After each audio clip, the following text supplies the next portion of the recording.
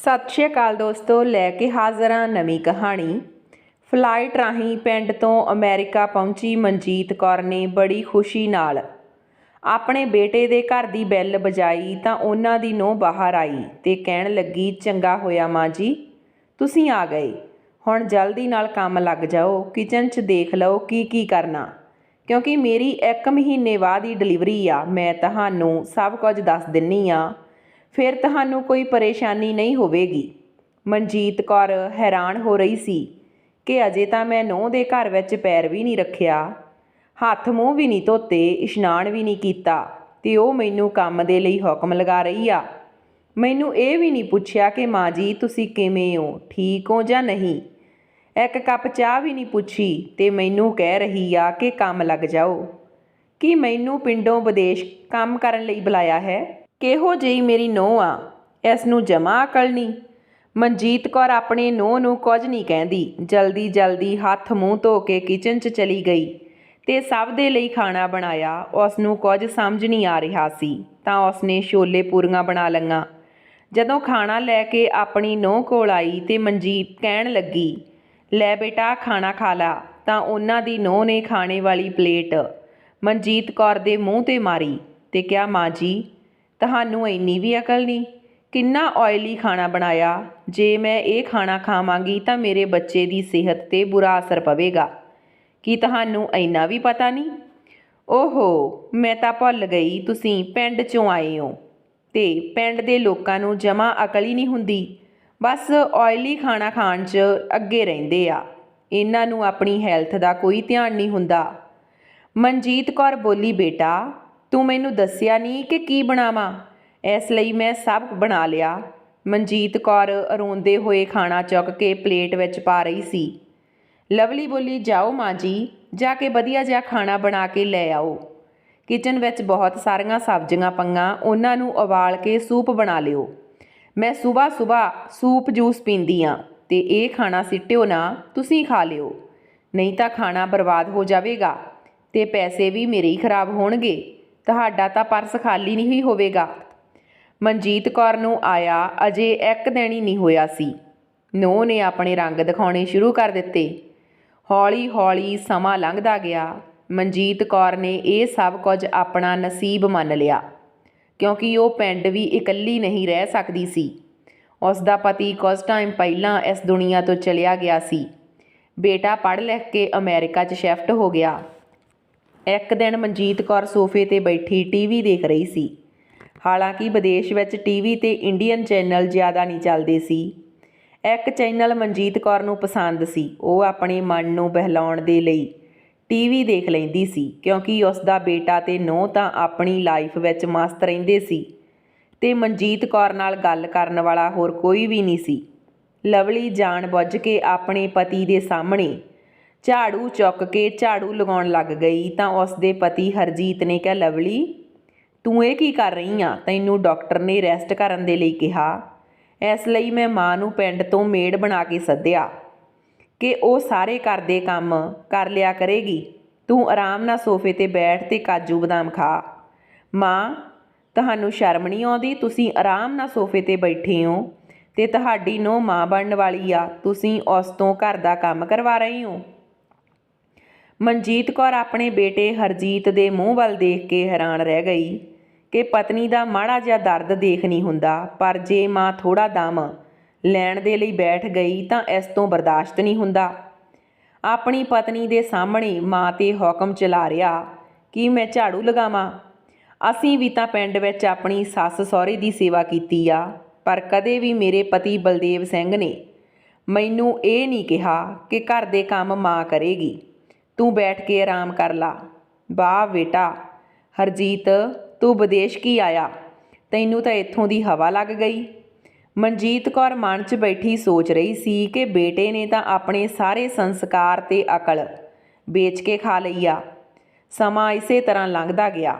ਫਿਰ ਉਹ ਦਿਨ ਆ ਗਿਆ ਜਿਸ ਦਿਨ ਲਵਲੀ ਦੀ ਡਿਲੀਵਰੀ ਸੀ। ਅੱਜ ਮਨਜੀਤ ਕੌਰ ਬਹੁਤ ਖੁਸ਼ ਸੀ। ਉਹਨਾਂ ਦੇ ਘਰ ਨੰਨੇ ਜੇ ਪੋਤੇ ਨੇ ਜਨਮ ਲਿਆ। ਮਨਜੀਤ ਕੌਰ ਸੋਚ ਰਹੀ ਸੀ ਕਿ ਵਕਤ ਕਿੰਨੀ ਜਲਦੀ ਲੰਘ ਜਾਂਦਾ।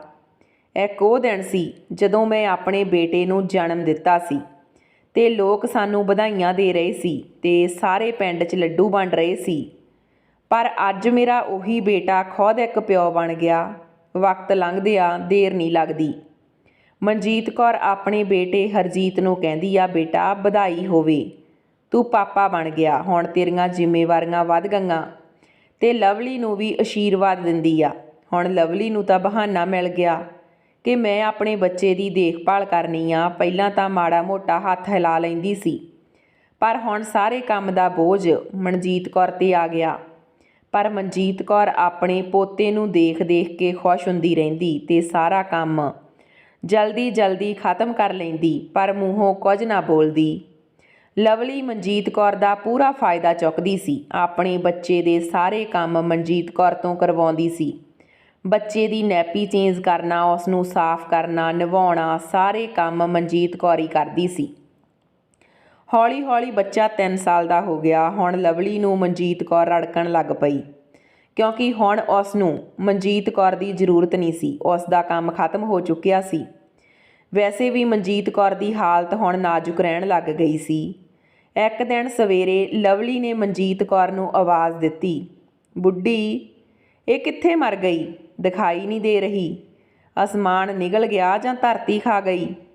ਮਨਜੀਤ ਕੌਰ ਸੁੱਤੀ ਪਈ ਸੀ, ਕਿਉਂਕਿ ਰਾਤ ਸਰੀਰ ਬਹੁਤ ਦਰਦ ਕਰ ਰਿਹਾ ਸੀ। ਦਰਦ ਦੀ ਵਜ੍ਹਾ ਕਰਕੇ 2 ਵਜੇ ਤੱਕ ਮਨਜੀਤ ਕੌਰ ਸੌਂ ਨਹੀਂ ਸਕੀ। ਇਸ ਲਈ ਹੁਣ ਮਨਜੀਤ ਕੌਰ ਨੂੰ ਉੱਠਣਾ ਮੁਸ਼ਕਲ ਲੱਗ ਰਿਹਾ ਸੀ। ਉਹਨਾਂ ਦੀ ਕਮਰ ਬਹੁਤ ਦਰਦ ਕਰ ਰਹੀ ਸੀ। ਮਨਜੀਤ ਕੌਰ ਬੈੱਡ ਤੋਂ ਉੱਠ ਨਹੀਂ ਸਕਦੀ ਸੀ।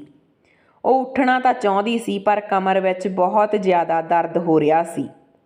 ਉੱਧਰ ਲਵਲੀ ਦਾ ਗੁੱਸਾ 7ਵੇਂ ਅਸਮਾਨ 'ਤੇ ਪਹੁੰਚ ਗਿਆ। ਉਹ ਹੱਥ ਵਿੱਚ ਦੁੱਧ ਵਾਲੀ ਬੋਤਲ ਲੈ ਕੇ ਖੜੀ ਸੀ। ਫਿਰ ਮਨਜੀਤ ਕੌਰ ਲਵਲੀ ਦੇ ਕਮਰੇ ਵਿੱਚ ਜਾਂਦੀ ਆ ਤੇ ਬੋਲੀ, ਬੇਟਾ ਕੀ ਹੋਇਆ? ਪਰ ਲਵਲੀ ਦਾ ਆਸਾ ਦੇਖਦੀ ਆ ਨਾ ਪਾਸਾ। ਉਹ ਬੋਤਲ ਮਨਜੀਤ ਕੌਰ ਦੇ ਸਿਰ 'ਚ ਮਾਰਦੀ ਆ। ਮਨਜੀਤ ਕੌਰ ਨੂੰ ਬਹੁਤ ਸੱਟ ਲੱਗਦੀ ਆ। ਉਹਦੀ ਚੀਕ ਨਿਕਲ ਜਾਂਦੀ ਆ ਤੇ ਜ਼ਮੀਨ ਉੱਪਰ ਡਿੱਗ ਪੈਂਦੀ ਆ। ਲਵਲੀ ਬੋਲ ਰਹੀ ਸੀ, ਅਜੇ ਤਾਂ ਜੇਬ ਤੇਰਾ ਸਿਰ ਪਾੜਿਆ, ਪਰ ਅੱਗੇ ਜੇ ਮੈਂ ਤੇਰੀ ਲੱਤ ਤੋੜ ਦੇਵਾਂਗੀ। ਤੂੰ ਇੱਕ ਆਵਾਜ਼ 'ਤੇ ਗੱਲ ਨਹੀਂ ਸੁਣਦੀ। ਮੈਂ ਪੂਰੇ 10 ਮਿੰਟ ਤੋਂ ਗਲਾ ਪਾੜ ਪਾੜ ਕੇ ਬੋਲ ਰਹੀ ਹਾਂ। ਸੁਬਾਹ ਦੇ 4 ਵੱਜ ਗਏ, ਪਰ ਤੂੰ ਅਜੇ ਤੱਕ ਮੰਜਾ ਹੀ ਨਹੀਂ ਤੋੜ ਰਹੀ ਆ। ਮੈਨੂੰ ਆਦਤ ਨਹੀਂ ਕਿ ਮੈਂ ਇੰਨੀ ਸੁਬਾਹ ਉੱਠ ਸਕਾਂ। ਬੱਚੇ ਲਈ ਦੁੱਧ ਗਰਮ ਕਰਨਾ ਹੁੰਦਾ। ਦੇਖ, ਬੱਚੇ ਦੀ ਬੋਤਲ 'ਚ ਬਦਬੂ ਆ ਰਹੀ ਆ, ਜਾਂ ਦੂਜੀ ਬੋਤਲ ਵਿੱਚ ਦੁੱਧ ਲੈ ਕੇ ਆ। ਮਨਜੀਤ ਕੌਰ ਕੰਧ ਦਾ ਸਹਾਰਾ ਲੈ ਕੇ ਹੌਲੀ ਹੌਲੀ ਉੱਠਣ ਦੀ ਕੋਸ਼ਿਸ਼ ਕਰਦੀ ਆ। ਲਵਲੀ ਬੋਲੀ, ਹੁਣ ਜਲਦੀ ਉੱਠ ਜਾ, ਮੈਂ 4 ਬੰਦਿਆਂ ਨੂੰ ਬੁਲਾਵਾਂ ਤੇਰੀ ਅਰਥੀ ਚੁੱਕਣ ਦੇ ਲਈ। ਮਨਜੀਤ ਕੌਰ ਉੱਠ ਕੇ ਕਿਚਨ 'ਚ ਚਲੀ ਗਈ। ਉਸ ਦੇ ਹੰਝੂ ਧੜਾ ਧੜ ਵਗ ਰਹੇ ਸੀ। ਚੁੰਨੀ ਦਾ ਪੱਲਾ ਵੀ ਹੰਝੂਆਂ ਨਾਲ ਭਿੱਜ ਗਿਆ, ਪਰ ਹੰਝੂ ਰੁਕਣ ਦਾ ਨਾਮ ਨਹੀਂ ਲੈ ਰਹੇ ਸੀ। ਉੱਧਰ ਲਵਲੀ ਕਮਰੇ 'ਚ ਬੈਠੀ ਬੁੜਬੁੜ ਕਰ ਰਹੀ ਸੀ ਕਿ ਬੁੱਢੀਏ ਜਾਣ ਬੁੱਝ ਕੇ ਟਾਈਮ ਲਗਾਉਂਦੀ ਆ ਤਾਂ ਕਿ ਮੈਂ ਆਪਣਾ ਕੰਮ ਖੁਦ ਕਰ ਲਵਾਂ। ਫਿਰ ਹਰਜੀਤ ਬੋਲਿਆ, ਲਵਲੀ ਸੁਬਾਹ ਦੇ 4 ਵਜੇ ਆ, ਤੂੰ ਕਿਸ 'ਤੇ ਬਰਸ ਰਹੀ ਆ? ਮੇਰੀ ਨੀਂਦ ਵੀ ਖਰਾਬ ਕਰ ਦਿੱਤੀ। ਲਵਲੀ ਬੋਲੀ, ਤੁਹਾਨੂੰ ਤਾਂ ਸੌਣ ਦੀ ਪਈ ਆ। ਉੱਧਰ ਤੁਹਾਡੀ ਬੁੱਢੀ ਮਾਂ ਨੇ ਮੈਨੂੰ ਪਰੇਸ਼ਾਨ ਕਰਕੇ ਰੱਖਿਆ। 10 ਵਾਰ ਆਵਾਜ਼ ਦਿਓ, ਫਿਰ ਜਾ ਕੇ ਗੱਲ ਸੁਣਦੀ ਆ। ਮੇਰਾ ਬੱਚਾ ਕਦੋਂ ਦਾ ਭੁੱਖਾ ਤੜਫ ਰਿਹਾ, ਮੈਂ ਉਦੋਂ ਦੀ ਆਵਾਜ਼ਾਂ ਮਾਰ ਰਹੀ ਆ, ਹੁਣ ਆਈ ਆ। ਹਰਜੀਤ ਬੋਲਿਆ, ਮਾਂ ਵੀ 70-72 ਹੋ ਗਈ ਆ, ਹੁਣ ਮੈਨੂੰ ਸੌਂ ਲੈਣ ਦੇ, ਮੈਂ ਮਾਂ ਨਾਲ ਸੁਬਾਹ ਗੱਲ ਕਰਾਂਗਾ। ਉੱਧਰ ਮਨਜੀਤ ਕੌਰ ਉਂਦੀ ਬਿਲਕਦੀ ਦੁੱਧ ਗਰਮ ਕਰ ਰਹੀ ਹੈ ਤੇ ਇੱਧਰ ਲਵਲੀ ਮਨਜੀਤ ਕੌਰ ਤੋਂ ਪਿੱਛਾ ਛਡਾਉਣਾ ਚਾਹੁੰਦੀ ਆ। ਸੁਬਾਹ ਦਾ ਨਾਸ਼ਤਾ ਕਰਕੇ ਹਰਜੀਤ ਆਪਣੀ ਮਾਂ ਨਾਲ ਗੱਲ ਕਰਨ ਦੇ ਲਈ ਉਸ ਦੇ ਕਮਰੇ ਵਿੱਚ ਜਾਂਦਾ। ਇਸ ਤੋਂ ਪਹਿਲਾਂ ਹਰਜੀਤ ਬੋਲਦਾ, ਮਾਂ ਖੁਦ ਹੀ ਬੋਲ ਪੈਂਦੀ ਆ ਕਿ ਬੇਟਾ ਹੁਣ ਮੈਂ ਕਿਸੇ ਕੰਮ ਦੀ ਨਹੀਂ ਰਹੀ, ਮੈਨੂੰ ਇੰਡੀਆ ਵਾਪਸ ਭੇਜ ਦੇ ਤੇ ਮੇਰੀ ਤਬੀਅਤ ਬਹੁਤ ਖਰਾਬ ਆ, ਮੈਨੂੰ ਕਿਸੇ ਡਾਕਟਰ ਨੂੰ ਦਿਖਾ ਦੇ, ਮੇਰੇ ਪੂਰੇ ਸਰੀਰ 'ਚ ਦਰਦ ਕਿਉਂ ਰਹਿੰਦਾ? ਹਰਜੀਤ ਦੇ ਪਿੱਛੇ ਲਵਲੀ ਖੜੀ ਸੀ। ਗੁੱਸੇ 'ਚ ਬੋਲੀ, ਮਾਂ ਜੀ ਡਾਕਟਰ ਨੂੰ ਕੀ ਦਿਖਾਉਣਾ, ਪੈਸੇ ਕੀ ਦਰਖਤਾਂ ਨੂੰ ਲੱਗਦੇ ਆ? ਹੁਣ ਬੁਢਾਪੇ 'ਚ ਸਰੀਰ ਡਾਵਾਂ-ਡੋਲ ਹੀ ਰਹਿੰਦਾ ਹੈ। ਅਦਰਕ ਵਾਲੀ ਚਾਹ ਪੀ ਲਿਆਓ, ਉਸ ਨਾਲ ਆਰਾਮ ਮਿਲ ਜਾਵੇਗਾ, ਕਿਉਂਕਿ ਪੈਸੇ ਬਰਬਾਦ ਕਰਨੇ। ਜਦੋਂ ਪੈਸੇ ਦੀ ਗੱਲ ਆਈ ਤਾਂ ਹਰਜੀਤ ਬੋਲਿਆ, ਮਾਂ ਇੰਡੀਆ ਜਾਣਾ ਕਿਤੇ ਸੌਖਾ ਪਿਆ, ਕਿੰਨੀ ਮਹਿੰਗੀ ਟਿਕਟ ਆ, ਮਹਿੰਗਾਈ ਦਾ ਦੌਰ ਆ, ਮੇਰਾ ਤਾਂ ਆਪਣਾ ਮੁਸ਼ਕਲ ਨਾਲ ਗੁਜ਼ਾਰਾ ਹੁੰਦਾ, ਮੈਂ ਇੰਨੀ ਮਹਿੰਗੀ ਟਿਕਟ ਕਿੱਥੋਂ ਲੈ ਦੇਵਾਂ? ਘਰ 'ਚ ਛੋਟਾ ਬੱਚਾ, ਮੇਰਾ ਖਰਚਾ ਵੱਧ ਗਿਆ, ਤੁਹਾਨੂੰ ਤਾਂ ਹਰ ਸਮੇਂ ਆਪਣੀ ਪਈ ਰਹਿੰਦੀ ਆ। ਮਨਜੀਤ ਕੌਰ ਆਪਣੇ ਬੇਟੇ ਤੇ ਨੂੰਹ ਦੀਆਂ ਤਿੱਖੀਆਂ ਗੱਲਾਂ ਸੁਣ ਕੇ ਬਹੁਤ ਦੁਖੀ ਹੋ ਜਾਂਦੀ ਆ ਤੇ ਉਸ ਦੀਆਂ ਅੱਖਾਂ ਭਰ ਆਉਂਦੀਆਂ। ਉਹ ਆਪਣੇ ਆਪ ਨੂੰ ਬਹੁਤ ਲਾਚਾਰ ਸਮਝ ਰਹੀ ਸੀ। ਉਹ ਮਾਣੀ ਮਨ ਵਿੱਚ ਪਛਤਾ ਰਹੀ ਆ ਕਿ ਮੈਂ ਇੰਡੀਆ ਛੱਡ ਕੇ ਵਿਦੇਸ਼ ਕਿਉਂ ਆਈ। ਨੂੰਹ ਤਾਂ ਚਲੋ ਪਰਾਈ ਆ, ਪਰ ਬੇਟਾ ਤਾਂ ਮੇਰਾ ਆਪਣਾ। ਉਹ ਮੈਨੂੰ ਇਹ ਸਭ ਕੁਝ ਕਿਵੇਂ ਕਹਿ ਸਕਦਾ ਕਿ ਉਹ ਮੇਰਾ ਸਾਰਾ ਪਿਆਰ ਤੇ ਮਮਤਾ ਭੁੱਲ ਚੁੱਕਿਆ। ਮਨਜੀਤ ਕੌਰ ਬੋਲੀ, ਬੇਟਾ ਅਜਿਹਾ ਵੀ ਮੈਂ ਤੇਰੇ ਤੋਂ ਕਿਹੜਾ ਖਜ਼ਾਨਾ ਮੰਗ ਲਿਆ ਜੋ ਤੂੰ ਮੈਨੂੰ ਇਹ ਸਭ ਬੋਲ ਰਿਹਾ। ਹਰਜੀਤ ਬੋਲਿਆ, ਮੇਰੇ ਤਾਂ ਅਕਲ ਤੇ ਪਰਦਾ ਪੈ ਗਿਆ ਸੀ ਜੋ ਮੈਂ ਤੁਹਾਡੇ ਵਰਗੀ ਮੁਸੀਬਤ ਨੂੰ ਆਪਣੇ ਸਿਰ ਪਾ ਲਿਆ। ਇਹ ਸੁਣ ਕੇ ਮਨਜੀਤ ਕੌਰ ਦਾ ਦਿਲ ਬੈਠ ਗਿਆ ਤੇ ਉਹ ਜ਼ਮੀਨ ਤੇ ਧੜਮ ਕਰਕੇ ਡਿੱਗ ਪਈ। ਉਸ ਦਿਨ ਨੂੰ ਕੋਸਣ ਲੱਗ ਗਈ ਜਿਸ ਦਿਨ ਮਨਜੀਤ ਕੌਰ ਦਾ ਬੇਟਾ ਉਸ ਨੂੰ ਇੰਡੀਆ ਜਾ ਕੇ ਆਪਣੇ ਨਾਲ ਵਿਦੇਸ਼ ਲੈ ਆਇਆ ਸੀ। ਫਿਰ ਮਨਜੀਤ ਕੌਰ ਆਪਣੇ ਅਤੀਤ ਵਿੱਚ ਗਵਾਚ ਗਈ ਕਿ ਜਿਸ ਦਿਨ ਮੇਰਾ ਪਤੀ ਬਲਦੇਵ ਸਿੰਘ ਆਪਣੀ ਆਖਰੀ ਸਾਹ ਗਿਣ ਰਿਹਾ ਸੀ ਤੇ ਵਾਰ-ਵਾਰ ਆਪਣੇ ਬੇਟੇ ਨੂੰ ਯਾਦ ਕਰ ਰਿਹਾ ਸੀ ਤੇ ਆਪਣੇ ਬੇਟੇ ਨੂੰ ਆਖਰੀ ਵਾਰ ਮਿਲਣ ਦੀ ਇੱਛਾ ਜ਼ਾਹਰ ਕਰ ਰਿਹਾ ਸੀ, ਪਰ ਬੇਟਾ ਸੀ ਜੋ ਆਪਣੇ ਆਪ ਵਿੱਚ ਹੀ ਮਸਤ ਸੀ। ਉਸ ਦਾ ਪਿਓ ਮਰੇ ਜਾਂ ਜਿਉਵੇਂ ਉਸ ਨੂੰ ਇਸ ਦੀ ਕੋਈ ਪਰਵਾਹ ਨਹੀਂ ਸੀ।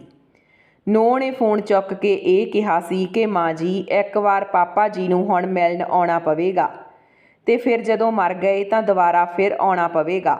ਇਸ ਤੋਂ ਬਿਹਤਰ ਆ ਕਿ ਜਦੋਂ ਪਾਪਾ ਜੀ ਮਰ ਗਏ ਤਾਂ ਹਰਜੀਤ ਉਦੋਂ ਹੀ ਆਵੇਗਾ। ਇੰਨਾ ਪੈਸਾ ਸਾਡੇ ਕੋਲ ਕਿੱਥੇ ਆ ਜੋ ਅਸੀਂ ਵਾਰ-ਵਾਰ ਆਉਂਦੇ ਰਹਿਗੇ। ਆਪਣੀ ਨੂੰਹ ਦੀ ਇਹ ਗੱਲ ਸੁਣ ਕੇ ਮਨਜੀਤ ਕੌਰ ਦੰਗ ਰਹਿ ਗਈ। ਫਿਰ ਬਲਦੇਵ ਸਿੰਘ ਆਪਣੇ ਬੇਟੇ ਦੀ ਯਾਦ ਵਿੱਚ ਤੜਫਦੇ ਤੜਫਦੇ ਹਫ਼ਤੇ ਬਾਅਦ ਇਸ ਦੁਨੀਆ ਤੋਂ ਚਲੇ ਗਏ। ਬੇਟਾ ਤਾਂ ਆਪਣੇ ਪਾਪਾ ਦੇ ਅੰਤਿਮ ਸੰਸਕਾਰ ਲਈ ਇੰਡੀਆ ਆਇਆ, ਪਰ ਨੂੰਹ ਤਾਂ ਫਾਰਮੈਲਿਟੀ ਲਈ ਵੀ ਨਹੀਂ ਆਈ।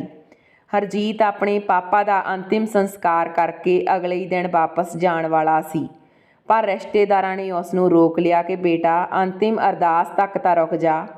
ਹਰਜੀਤ ਨੇ ਕਿਹਾ ਕਿ ਹੋਣੀ ਨੂੰ ਕੌਣ ਟਾਲ ਸਕਦਾ। ਜੋ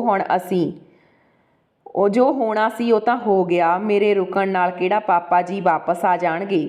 ਹਰਜੀਤ ਦੀ ਗੱਲ ਸੁਣ ਕੇ ਸਾਰੇ ਰਿਸ਼ਤੇਦਾਰ ਹੈਰਾਨ ਰਹਿ ਗਏ ਕਿ ਇੱਕ ਬੇਟਾ ਆਪਣੇ ਪਿਓ ਲਈ ਇਸ ਤਰ੍ਹਾਂ ਕਿਵੇਂ ਬੋਲ ਸਕਦਾ।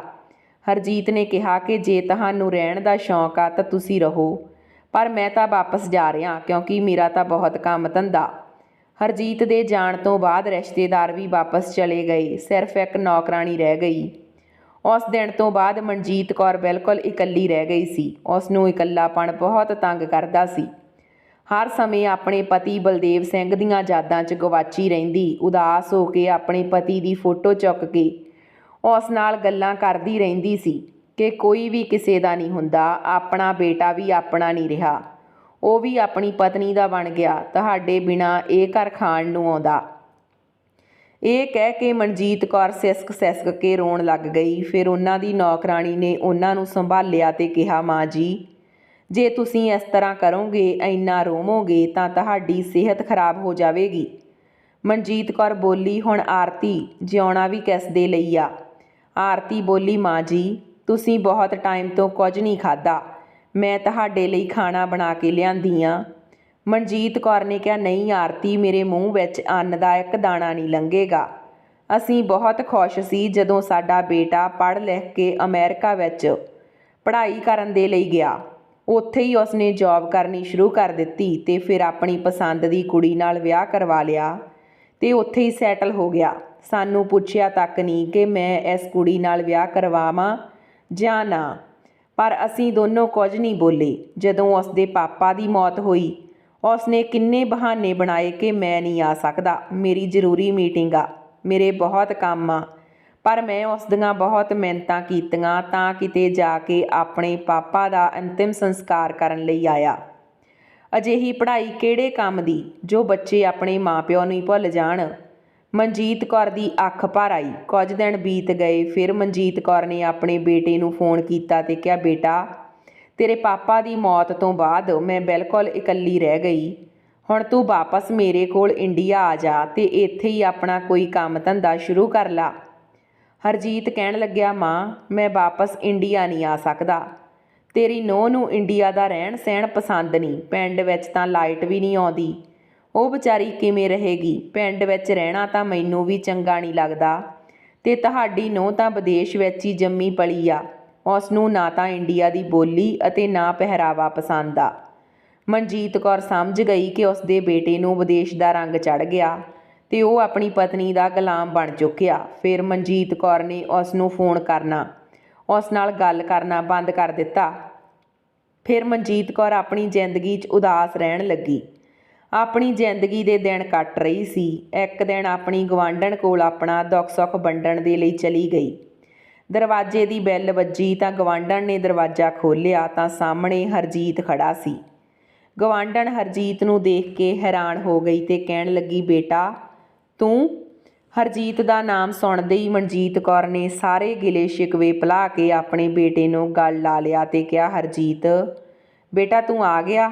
ਮੈਨੂੰ ਪਤਾ ਸੀ ਜ਼ਰੂਰ ਇੱਕ ਨਾ ਇੱਕ ਦਿਨ ਮੈਨੂੰ ਲੈਣ ਲਈ ਤੂੰ ਆਵੇਂਗਾ। ਮੈਂ ਤੈਨੂੰ ਕਿਹਾ ਸੀ ਨਾ ਕਰਮਜੀਤ ਮੇਰਾ ਬੇਟਾ ਮੈਨੂੰ ਇੱਕ ਦਿਨ ਜ਼ਰੂਰ ਲੈਣ ਆਵੇਗਾ, ਪਰ ਤੂੰ ਮੰਨਦੀ ਨਹੀਂ ਸੀ। ਤੂੰ ਕਹਿੰਦੀ ਸੀ ਕਿ ਤੇਰਾ ਬੇਟਾ ਵਿਦੇਸ਼ ਗਿਆ, ਹੁਣ ਵਾਪਸ ਨਹੀਂ ਆਵੇਗਾ। ਅੱਜ ਕੱਲ੍ਹ ਦੇ ਬੱਚੇ ਤਾਂ ਮਾਂ ਬਾਪ ਨੂੰ ਭੁੱਲ ਜਾਂਦੇ ਆ, ਮੇਰਾ ਬੇਟਾ ਅਜਿਹਾ ਨਹੀਂ। ਇਹ ਕਹਿ ਕੇ ਮਨਜੀਤ ਕੌਰ ਨੇ ਬੱਚਿਆਂ ਦੀ ਤਰ੍ਹਾਂ ਆਪਣੇ ਬੇਟੇ ਹਰਜੀਤ ਨੂੰ ਗਲ ਨਾਲ ਲਾ ਲਿਆ।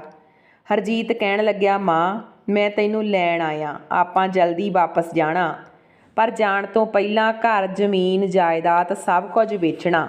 ਮੈਂ ਵਾਰ-ਵਾਰ ਇੰਡੀਆ ਨਹੀਂ ਆ ਸਕਦਾ ਤੇ ਤੂੰ ਜਾਣਦੀ ਆ ਨਾ ਤੇਰੀ ਨੂੰਹ ਮਾਂ ਬਣਨ ਵਾਲੀ ਆ। ਉਸਨੇ ਤੈਨੂੰ ਆਪਣੇ ਕੋਲ ਬੁਲਾਇਆ। ਉਸ ਦਾ ਕਹਿਣਾ ਕਿ ਪੋਤੇ ਪੋਤੀਆਂ ਨੂੰ ਦਾਦੀ ਦੀ ਜ਼ਰੂਰਤ ਹੁੰਦੀ ਆ ਤੇ ਆਪਣੇ ਪੋਤੇ ਪੋਤੀਆਂ ਨਾਲ ਖੇਲ ਕੇ ਕਦੋਂ ਤੇਰਾ ਸਮਾਂ ਲੰਘ ਜਾਇਆ ਕਰੇਗਾ ਤੈਨੂੰ ਪਤਾ ਵੀ ਨਹੀਂ ਲੱਗਿਆ ਕਰਨਾ। ਮਨਜੀਤ ਕੌਰ ਹਰਜੀਤ ਦੀ ਗੱਲ ਸੁਣ ਕੇ ਖੁਸ਼ ਹੋ ਗਈ ਤੇ ਕਹਿਣ ਲੱਗੀ, ਕੀ ਮੈਂ ਦਾਦੀ ਬਣਨ ਵਾਲੀ ਆ? ਬੇਟਾ ਤੂੰ ਮੈਨੂੰ ਪਹਿਲਾਂ ਨਹੀਂ ਦੱਸਿਆ। ਮੈਂ ਆਪਣੇ ਨੂੰਹ ਵਾਸਤੇ ਦੇਸੀ ਘਿਓ ਦੇ ਲੱਡੂ ਬਣਾਉਂਦੀ, ਫਿਰ ਮੇਰੀ ਨੂੰਹ ਉਹ ਲੱਡੂ ਖਾਂਦੀ ਤੇ ਮੇਰਾ ਪੋਤਾ ਪੋਤੀ ਸਿਹਤਮੰਦ ਹੋਣੇ ਸੀ। ਹਰਜੀਤ ਕਹਿਣ ਲੱਗਿਆ, ਮਾਂ ਤੁਸੀਂ ਲੱਡੂ ਛੱਡੂ ਦੀ ਗੱਲ ਛੱਡੋ, ਜਲਦੀ ਨਾਲ ਆਪਣਾ ਸਮਾਨ ਪੈਕ ਕਰੋ, ਮੈਂ ਘਰ ਵੇਚਣ ਦਾ ਇੰਤਜ਼ਾਮ ਕਰਦਾ। ਇਹ ਸਭ ਕੁਝ ਕਰਮਜੀਤ ਖੜੀ ਸੁਣ ਰਹੀ ਸੀ। ਉਸਨੇ ਇਸ਼ਾਰੇ ਨਾਲ ਮਨਜੀਤ ਨੂੰ ਦੂਜੇ ਕਮਰੇ 'ਚ ਬੁਲਾਇਆ ਤੇ ਕਿਹਾ, ਮਨਜੀਤ ਤੂੰ ਤਾਂ ਬਿਲਕੁਲ ਹੀ ਭੋਲੀ ਆ। ਤੂੰ ਇਹ ਕੀ ਕਰ ਰਹੀ ਆ? ਜੇ ਤੂੰ ਹੁਣ ਜਲਦਬਾਜ਼ੀ ਵਿੱਚ ਜ਼ਮੀਨ ਵੇਚੇਂਗੀ ਤਾਂ ਤੈਨੂੰ ਵਧੀਆ ਮੁੱਲ ਨਹੀਂ ਮਿਲੇਗਾ। ਅੱਜ ਕੱਲ੍ਹ ਦੇ ਬੱਚਿਆਂ ਦਾ ਕੀ ਭਰੋਸਾ। ਤੂੰ ਇੰਨੀ ਜਲਦੀ ਨਾ ਕਰ। ਇਹ ਸਭ ਕੁਝ ਕਰਮਜੀਤ ਦਾ ਪਤੀ ਵੀ ਸੁਣ ਰਿਹਾ ਸੀ ਤੇ ਉਹ ਵੀ ਕਹਿਣ ਲੱਗਿਆ, ਹਾਂ ਭੈਣ ਜੀ ਮੈਂ ਵੀ ਇੱਕ ਪ੍ਰਾਪਰਟੀ ਡੀਲਰ ਹਾਂ। ਜਦੋਂ ਕੋਈ ਵਧੀਆ ਗਾਹਕ ਮਿਲ ਜਾਵੇਗਾ ਤਾਂ ਮੈਂ ਤੁਹਾਨੂੰ ਦੱਸ ਦੇਵਾਂਗਾ। ਮਨਜੀਤ ਨੂੰ ਵੀ ਉਹਨਾਂ ਦੀ ਗੱਲ ਠੀਕ ਲੱਗੀ। ਉਹ ਵੀ ਆਪਣਾ ਘਰ ਨਹੀਂ ਵੇਚਣਾ ਚਾਹੁੰਦੀ ਸੀ ਕਿਉਂਕਿ ਉਸ ਘਰ ਵਿੱਚ ਉਸਦੇ ਪਤੀ ਦੀਆਂ ਯਾਦਾਂ ਸੀ। ਫਿਰ ਉਸਨੇ ਆਪਣੀ ਨੌਕਰਾਣੀ ਨੂੰ ਉਸ ਘਰ ਦੀ ਜ਼ਿੰਮੇਵਾਰੀ ਦੇ ਦਿੱਤੀ ਤੇ ਆਪ ਹਰਜੀਤ ਦੇ ਨਾਲ ਅਮਰੀਕਾ ਚਲੀ ਗਈ ਤੇ ਅੱਜ ਉਹਨਾਂ ਦੀ ਹਾਲਤ ਇਹ ਹੋ ਗਈ। ਉਹਨਾਂ ਨੂੰ ਆਪਣਾ ਮਨ ਮਾਰ ਕੇ ਆਪਣੇ ਬੇਟੇ ਤੇ ਨੂੰਹ ਨਾਲ ਰਹਿਣਾ ਪੈ ਰਿਹਾ। ਨੂੰਹ ਉਹਨਾਂ ਦੇ ਬਹੁਤ ਅਤਿਆਚਾਰ ਕਰ ਰਹੀ ਸੀ। ਹਰ ਸਮੇਂ ਤਾਨੇ ਮਾਰਦੀ ਰਹਿੰਦੀ, ਕੰਮ ਦੀ ਨਾ ਕਾਜ ਦੀ, ਦੁਸ਼ਮਣ ਅਨਾਜ ਦੀ। ਬੁੱਢਾ ਆਪ ਤਾਂ ਚਲਾ ਗਿਆ, ਇਸ ਬਿਮਾਰ ਬੁੱਢੀ ਨੂੰ ਮੇਰੇ ਸਿਰ ਮੜ ਗਿਆ। ਮੈਂ ਇਸ ਦੀ ਸੇਵਾ ਕਿਉਂ ਕਰਾਂ? ਇਹ ਸਾਡੀ ਛਾਤੀ 'ਤੇ ਮੂੰਗ ਦਲ ਰਹੀ ਆ। ਇੱਕ ਦਿਨ ਮਨਜੀਤ ਕੌਰ ਜੀ ਨੂੰ ਲਵਲੀ ਨੇ ਕਿਹਾ, ਮਾਂ ਜੀ ਚਲੋ ਮੈਂ ਤੁਹਾਨੂੰ ਡਾਕਟਰ ਨੂੰ ਦਿਖਾ ਦਿੰਨੀ ਆ, ਤੁਹਾਡੀ ਸਿਹਤ ਵੀ ਬਹੁਤ ਕਮਜ਼ੋਰ ਹੋ ਗਈ ਆ। ਆਪਣੀ ਨੂੰਹ ਦਾ ਪ੍ਰੇਮ ਪਿਆਰ ਦੇਖ ਕੇ ਮਨਜੀਤ ਕੌਰ ਨੂੰ ਥੋੜ੍ਹਾ ਅਜੀਬ ਲੱਗਿਆ, ਪਰ ਮਜਬੂਰੀ 'ਚ ਆ ਕੇ ਮਨਜੀਤ ਕੌਰ ਉਹਨਾਂ ਦੇ ਨਾਲ ਚਲੀ ਗਈ। ਬੇਟਾ ਵੀ ਨਾਲ ਗਿਆ ਸੀ। ਤਿੰਨੋਂ ਗੱਡੀ 'ਚ ਬੈਠ ਕੇ ਚਲੇ ਗਏ। ਹੌਸਪੀਟਲ ਪਹੁੰਚ ਗਏ ਤਾਂ ਹਰਜੀਤ ਨੇ ਕਿਹਾ, ਮਾਂ ਹਾਲੇ 12 ਵਜੇ ਤਾਂ ਡਾਕਟਰ ਨੇ 1 ਵਜੇ ਬੈਠਣਾ। ਡਾਕਟਰ ਦੇ ਆਉਣ 'ਚ 1 ਘੰਟਾ ਰਹਿੰਦਾ, ਉਦੋਂ ਤੱਕ ਆਪਾਂ ਜੂਸ ਪੀ ਲੈਂਦੇ ਆ। ਫਿਰ ਲਵਲੀ ਨੇ ਕਿਹਾ, ਮਾਂ ਆਹ ਜੂਸ ਪੀ ਲਓ। ਮਨਜੀਤ ਕੌਰ ਨੂੰ ਆਪਣੀ ਨੂੰਹ ਦਾ ਇਹ ਪਿਆਰ ਖਟਕ ਰਿਹਾ ਸੀ, ਪਰ ਉਸਨੇ ਜੂਸ ਫੜ ਕੇ ਪੀ ਲਿਆ। ਜੂਸ ਪੀਂਦੇ ਹੀ ਮਨਜੀਤ ਕੌਰ ਬੇਹੋਸ਼ ਹੋ ਗਈ। ਫਿਰ ਉਹਨਾਂ ਦੇ ਬੇਟੇ ਤੇ ਨੂੰਹ ਨੇ ਮਨਜੀਤ ਕੌਰ ਨੂੰ ਹੌਲੀ-ਹੌਲੀ ਗੱਡੀ 'ਚੋਂ ਉਤਾਰਿਆ ਤੇ ਉੱਥੇ ਛੱਡ ਕੇ ਚਲੇ ਗਏ। ਉਹਨਾਂ ਨੇ ਮਨਜੀਤ ਕੌਰ ਨੂੰ ਇੱਕ ਪਾਰਕ 'ਚ ਬੈਂਚ 'ਤੇ ਪਾ ਦਿੱਤਾ।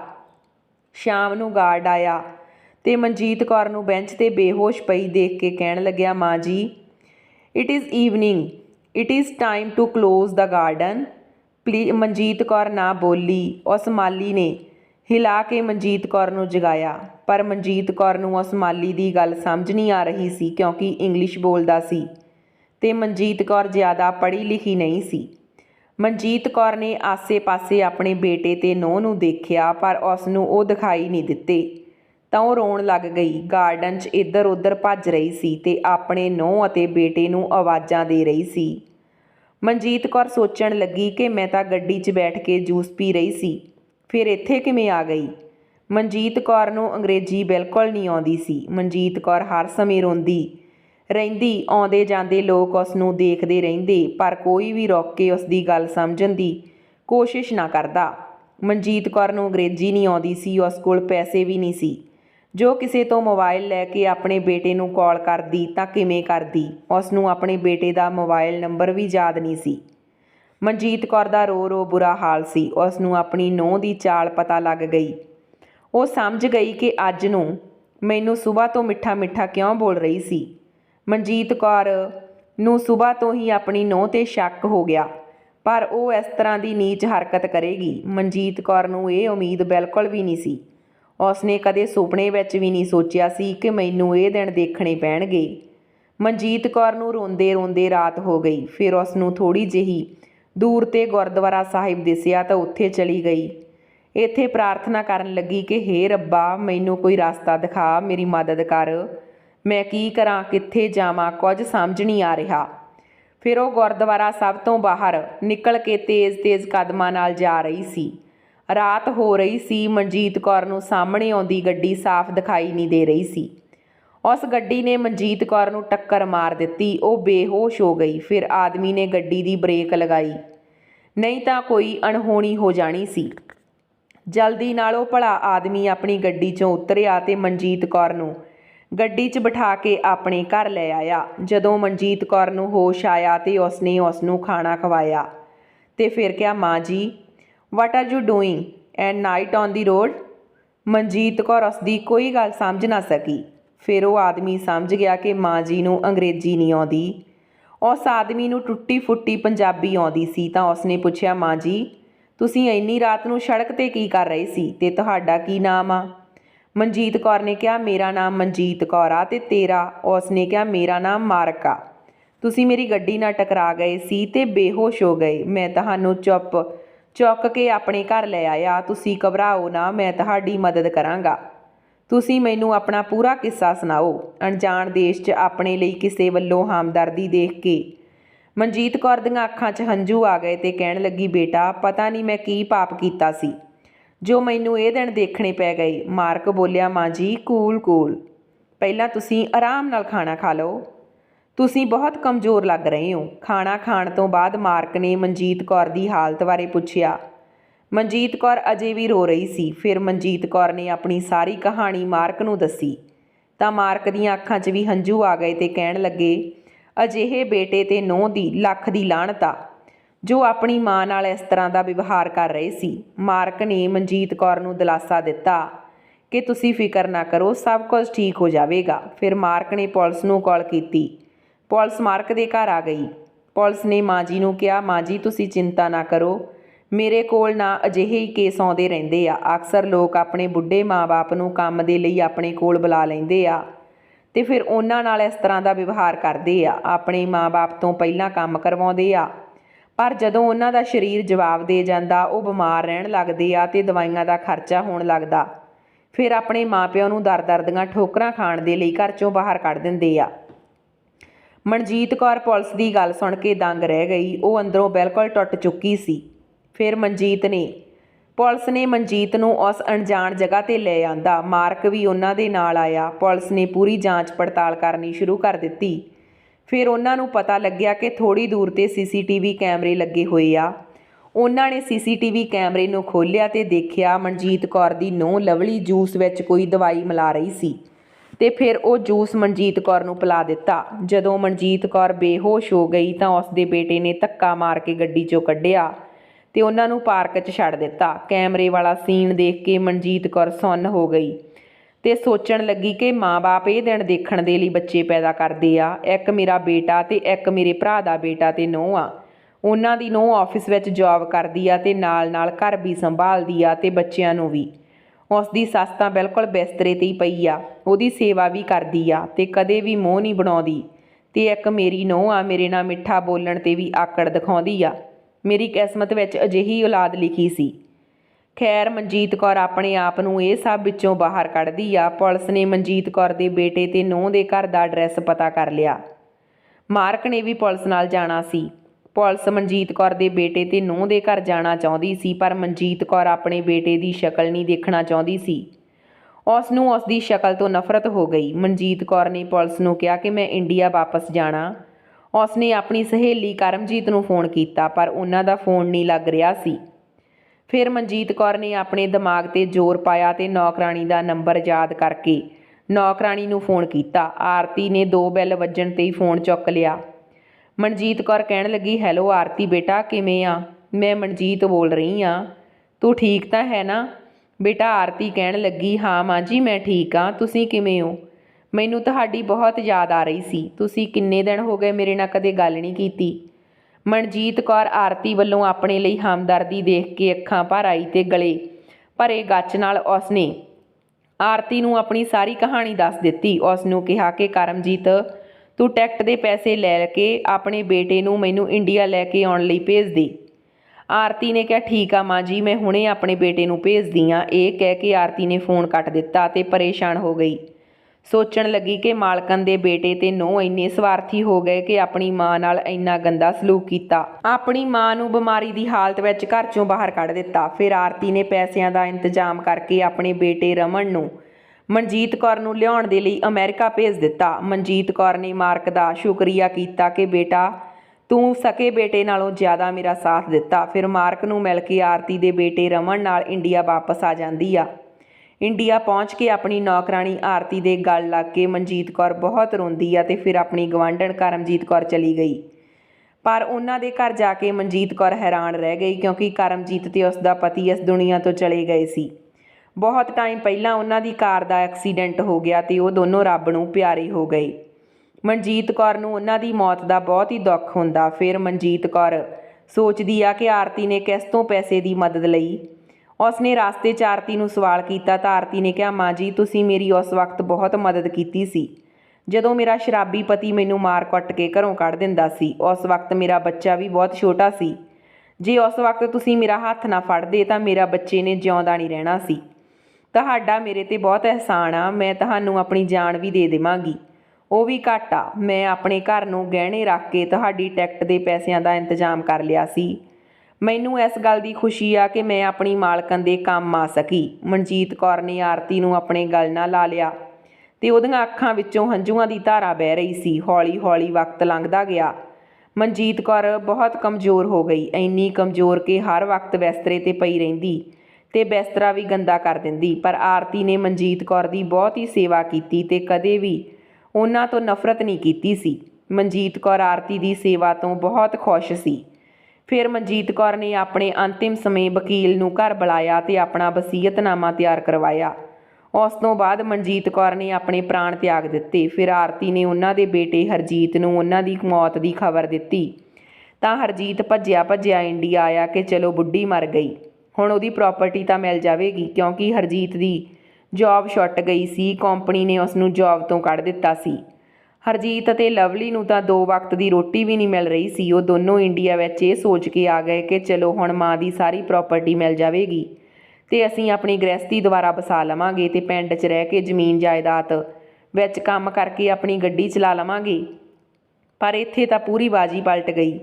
ਮਨਜੀਤ ਕੌਰ ਦੀ ਚਿਤਾ ਜਗਾਉਣ ਤੋਂ ਪਹਿਲਾਂ ਹੀ ਵਕੀਲ ਨੇ ਵਸੀਅਤਨਾਮਾ ਪੜ੍ਹਿਆ ਕਿ ਮੈਂ ਮਨਜੀਤ ਕੌਰ ਆਪਣੇ ਪੂਰੇ ਹੋਸ਼ ਹਵਾਸ ਵਿੱਚ ਆਪਣੀ ਸਾਰੀ ਪ੍ਰਾਪਰਟੀ, ਘਰ-ਬਾਰ, ਜ਼ਮੀਨ ਜਾਇਦਾਦ ਸਭ ਕੁਝ ਆਪਣੀ ਨੌਕਰਾਣੀ ਆਰਤੀ ਦੇ ਨਾਮ ਕਰਦੀ ਹਾਂ ਤੇ ਮੇਰੀ ਕਿਸੇ ਵੀ ਚੀਜ਼ 'ਤੇ ਮੇਰੇ ਬੇਟੇ ਹਰਜੀਤ ਸਿੰਘ ਅਤੇ ਮੇਰੀ ਨੂੰਹ ਲਵਲੀ ਦਾ ਕੋਈ ਹੱਕ ਨਹੀਂ।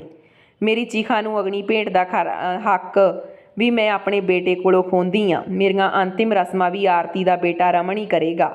ਆਪਣੀ ਮਾਂ ਦਾ ਵਸੀਅਤਨਾਮਾ ਪੜ੍ਹ ਕੇ ਤਾਂ ਹਰਜੀਤ ਅਤੇ ਲਵਲੀ ਦੀ ਛਾਤੀ 'ਤੇ ਸੱਪ ਦੌੜ ਰਹੇ ਸੀ, ਕਿਉਂਕਿ ਮਾਰਕ ਕੋਈ ਹੋਰ ਨਹੀਂ ਹਰਜੀਤ ਦਾ ਬੌਸ ਸੀ। ਕਿਉਂਕਿ ਜਦੋਂ ਪੁਲਿਸ ਨੇ CCTV ਕੈਮਰਾ ਦਿਖਾਇਆ ਸੀ ਤਾਂ ਮਾਰਕ ਨੇ ਹਰਜੀਤ ਨੂੰ ਪਹਿਚਾਣ ਲਿਆ ਕਿ ਇਹ ਮੇਰੀ ਕੰਪਨੀ ਦਾ ਇੰਪਲਾਇਰ ਆ। ਉਹਨੇ ਹਰਜੀਤ ਨੂੰ ਆਫਿਸ 'ਚੋਂ ਕੱਢ ਦਿੱਤਾ। ਹਰਜੀਤ ਅਤੇ ਲਵਲੀ ਦੋਨਾਂ ਪਾਸਿਆਂ ਤੋਂ ਮਾਰੇ ਗਏ। ਹੁਣ ਉਹ ਦੋਨੋਂ ਪਛਤਾ ਰਹੇ ਸੀ ਕਿ ਕਾਸ਼ ਅਸੀਂ ਆਪਣੀ ਮਾਂ ਨਾਲ ਇਹ ਸਭ ਨਾ ਕਰਦੇ ਤੇ ਅੱਜ ਸਾਡੇ ਨਾਲ ਇਹ ਸਭ ਕੁਝ ਨਾ ਹੁੰਦਾ।